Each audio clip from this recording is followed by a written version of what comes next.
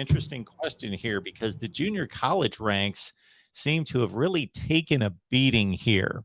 So we will get Cam's take as the recruiting expert on this one. Meanwhile, I want to remind everyone that we're here every Wednesday at 7 o'clock Eastern time talking Miami. And of course, you see the Florida State fans, the Notre Dame fans, the Ohio State fans, the Oregon fans, the Michigan fans. You see all sorts of fan bases represented. So bring college football fans here to talk Miami each and every Wednesday at 7. Meanwhile, I was looking at the 2019 class thinking, okay, this is the most recent. I can go back to just look at the top 100 wide receivers and let's see how low I can go in the rankings and find some good players. Well, I found 4 lower than 60 that I would consider to be solid wide receivers at their programs, contributors at places like Virginia. The first guy that really stands out, John Mechie at 40 in the rankings at wide receiver that particular year, 2019. All right, Falconer X.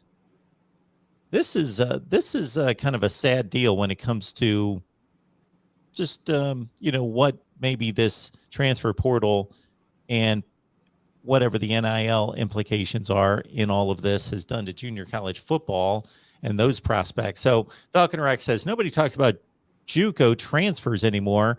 Has the portal and NIL destroyed the junior college path to Division I football?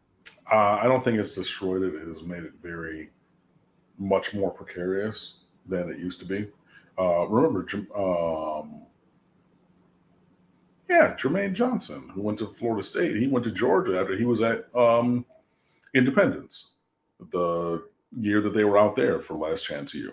So, even a guy who, was here, hi, Tim, at, a Power 5 team. And, he went to Florida State and, was a first-round draft pick.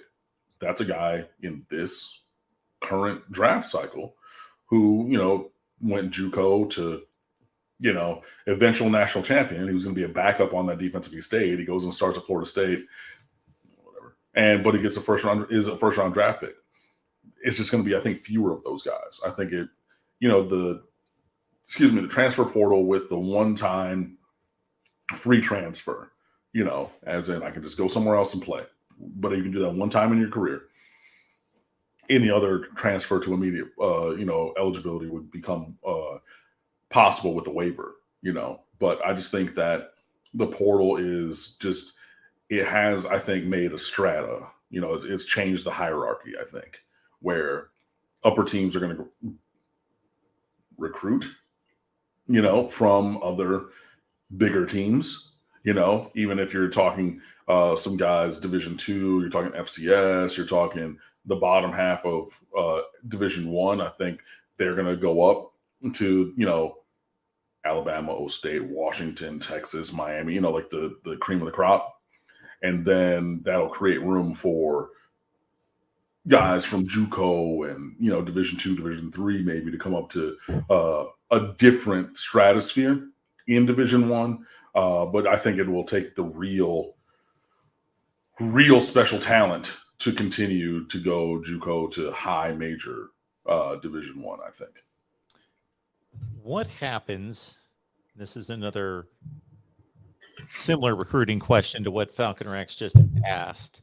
What happens in a situation like, I'm looking up his ranking right now. Adam Verse just left Albany. He was pursued by Tennessee and Florida State, most notably. He's signed with Florida State, and he's supposed to be a stud. And he went to Albany. Like, you expect, okay, Tennessee and Florida State are fighting over a player from a lower rank. You expect, okay, he's playing at App State or he's Albany. What usually happens in those kind of situations? Is that probably Jared Verse? Yes. What did I say? Adam Verse. Yes. Jared Verse. Yes, absolutely. My bad. Jared Verse. Is that typically a grades issue? Yeah.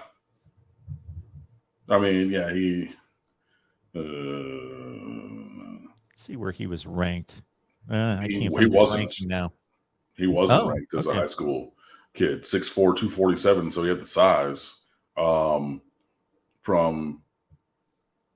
Yeah, school in Pennsylvania. Yeah, so I mean, you're really going to be looking at grades. Um, there's going to be some measure of lack of exposure there, but there's going to be that, and then there's also just going to be, most times in the case of somebody like this, which is the thing, Bud Elliott has always talked about of, yeah, you can be a two-star player to end up a first-round draft pick, if add, 30% of your body mass is lean muscle. Khalil Mack, you know, completely had this, growth spurt. He changed his body. JJ Watt, a sixth string tight end offensive at Western Michigan. He goes to Wisconsin, he grows 2 inches, he gains 65 pounds of lean muscle and turns into JJ Watt. So like that's usually the kind of a thing. It just so happened in Jared Verse's thing that, yeah, I mean, I'm not exactly sure. I was not on the inside of that recruitment. And I mean, respectfully, it's not something I was going to follow. Yeah. But, he goes to Albany, he plays really well. He kind of unlocks all the athletic potential that he had, and just kind of refined his body, it seems like. So, I mean, he's within 10 pounds of what he was at least listed coming out of high school. But he's demonstrated the ability to perform on the field. And then, yeah, okay, cool. Well, I've done that, and I'm going to bump up a level. I forget the name of the kid now, but there was that wide receiver from James Madison who was that we talked about potentially Miami going after a month, 6 weeks ago. Who was really, really good. 6'2", he could jump out of the gym. He's going over people. He's running by guys on his highlight film. I think, yeah, he was a freshman. He was, first team All-American, had 3 years left. He might have been even a redshirt freshman with a COVID year. But yeah, he bumps up to the Power 5 level and everything. But I mean, that's possible. But yeah, I mean, sometimes there are still guys who fall through the crack. It's going to be fewer, obviously, now than it used to be. But yeah, it's going to be something like grades or, I never went to anybody's camp or anything like that. Jordan Miller, the defensive tackle at Miami, he played at such a small place in Florida called Palatka. Never heard of it, but it's in the middle of nowheresville. So they would like phone in their scores to like a local paper. They usually never even had like just a normal, preps reporter going to the games there. So he was a guy who was very under the radar. He never got to go to a camp or something. Then he transfers to Jacksonville Sandalwood. He gets, kind of on the radar there a little bit. And then, okay, yeah, he's like a 3-star recruit. So there are still some of those things. And maybe that did happen with Jared Verse. But at a certain point, yeah, you demonstrated on the field and say, hey, I think that I have some of the physical traits that could help me elevate to a different kind of a team. And now, again, with the transfer portal and the free transfer rule where I'm able to transfer up and not sit out a year, let's make it happen.